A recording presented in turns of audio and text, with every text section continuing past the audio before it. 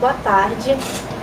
Meu nome é Pietra Bezerra. Hoje eu vou apresentar o tema Por que o fibroma sementosificante é classificado como tumor odontogênico. A gente está dando início ao pré-circuito. É importante para os alunos que têm interesse de ter acesso à liga que tenham atenção a essas apresentações, porque elas são conteúdo de prova. Eu fui orientada pelo professor Dr. Lianeno Cabral. Bom, primeiramente, é importante a gente caracterizar essa neoplasia, suas características clínicas, histopatológicas, radiográficas, sua possível patogênese, para a gente poder conversar por que atualmente ele é classificado como tumor odontogênico de origem mesenquimal. Atualmente, ele é uma neoplasia fibrótica odontogênica benigna, que é caracterizado pela produção de osso e calcificações sementoides, que são parecidas com o tecido do cemento. Essas calcificações e essa produção de osso, elas são encontradas em um estroma fibroso.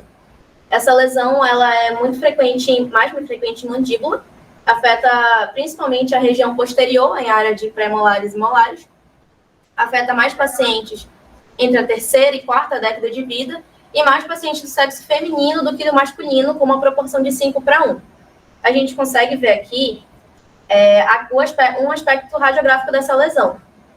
Ela, antigamente, era classificada como uma lesão fibroóssea por conta dessas características clínicas e radiográficas, que são parecidas com neoplasias, com lesões, como a displasia fibrosa, que é uma lesão fibroóssea. Aqui a gente vai ver algumas características e o porquê que atualmente essa lesão é classificada como um tumor odontogênico de origem mesenquimal.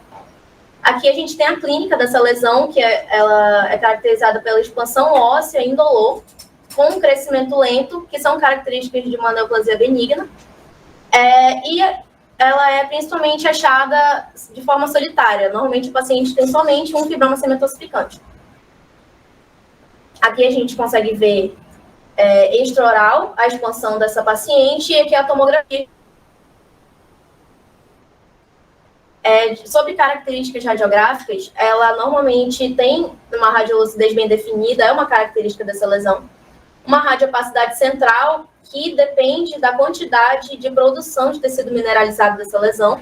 A gente conseguiu ver no primeiro slide uma lesão com uma radiopacidade muito mais exacerbada. Em lesões mandibulares, é comum a gente encontrar essa curvatura da borda da mandíbula causada pela expansão dessa lesão. Em lesões maxilares, a gente consegue ver o deslocamento do seio maxilar em algumas lesões.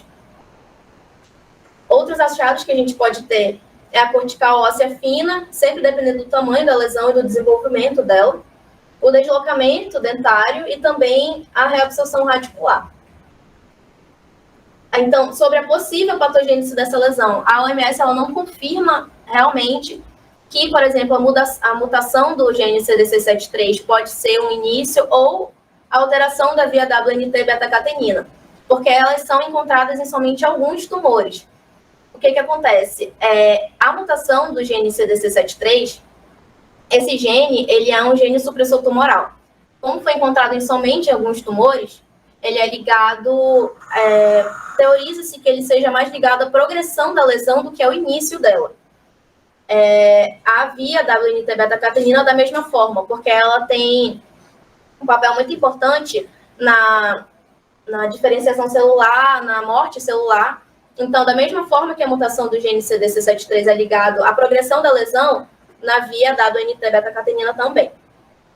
Aqui a gente fala um pouco da histopatologia dessa lesão. A gente consegue ver um estroma fibroso bem celularizado, tecido ósseo, que normalmente ele é imaturo, e o tecido sementoide. Esse tecido sementoide, ele é muito parecido com o tecido ósseo, mas a gente consegue diferenciar eles pela presença dos osteócitos nessas trabéculas ósseas. Essa lesão ela é pouco vascularizada também, mas a gente consegue ver alguns vasos. Aqui a gente também consegue ver mais tecido ósseo, com tecido basofílico, e aquelas alterações radiográficas, elas são medidas pela presença, pela quantidade desses tecidos. Quanto mais tecido ósseo, mais tecido sementoide, mais radiopaca ela vai ser. Aqui a gente também consegue ver alguns tecidos que eles se caracterizam como são mastoides, por eles serem tecidos mais arredondados. É o tecido sementoide de uma forma mais arredondada. E ele também apresenta essas bordas, que elas são chamadas de bordas em escova. O tratamento dessa lesão ele é caracterizado como simples, ele é preconizado pela OMS como a enucleação e curetagem dessa lesão, e ela apresenta recidiva rara, onde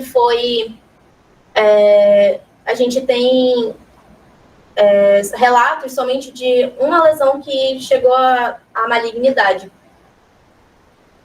Então, finalmente, a resposta da nossa pergunta: por que esse fibroma cementosificante atualmente é classificado como tumor odontogênico e um tumor odontogênico de origem mesenquimal?